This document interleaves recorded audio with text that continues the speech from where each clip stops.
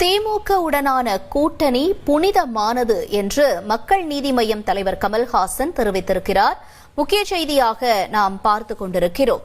திமுகவுடன் மக்கள் நீதி மய்யம் வைத்திருப்பது வெறும் கூட்டணி மட்டுமல்ல, அதையும் தாண்டி புனிதமானது என்று கூறியிருக்கக்கூடிய காட்சிகளையும் அது தொடர்பான முக்கிய செய்தியும் பார்த்துக் கொண்டிருக்கிறோம். விவரங்களோடு இணைந்திருக்கிறார் செய்தியாளர் ரமேஷ்.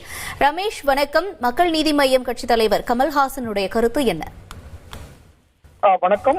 திமுகவோடு சேர்ந்து விட்டதாக சிலர் சொல்கிறார்கள். ஆனால் திமுகவுடன் இருப்பது கூட்டணி அல்ல, அதையும் தாண்டி புனிதமானது அப்படின்னு கமலஹாசன் பேசியிருக்காரு. அதாவது சென்னை மண்டல நிர்வாகிகளோடு சட்டசபை தேர்தல் சம்பந்தமா மக்கள் நீதி மய்யம் கட்சி தலைவர் கமலஹாசன் இன்றைக்கு ஒரு ஆலோசனை கூட்டத்தை முன்னெடுத்திருந்தாரு. இந்த ஆலோசனை கூட்டத்துல பேசும்போதுதான் திமுக அப்படிங்கிற கட்சி எங்கிருந்து வந்தது அப்படின்னா நீதி கட்சியில இருந்துதான் திமுக உருவானது.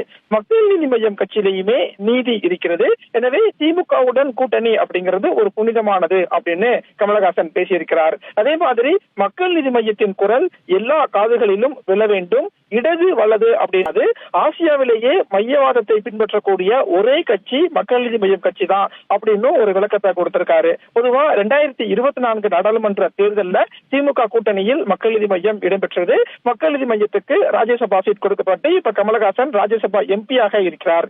இந்த சூழல்ல தான் திமுகவுடன் கூட்டணி தொடர்பான ஒரு விமர்சனத்துக்கு பதிலளிக்கக்கூடிய வகையில கமலஹாசனின் இன்றைய பேச்சு இருந்தது அப்படிங்கிறதும் குறிப்பிடத்தக்க ஒன்றாக பார்க்க வேண்டியிருக்கிறது. தகவல்களுக்கு நன்றி ரமேஷ்.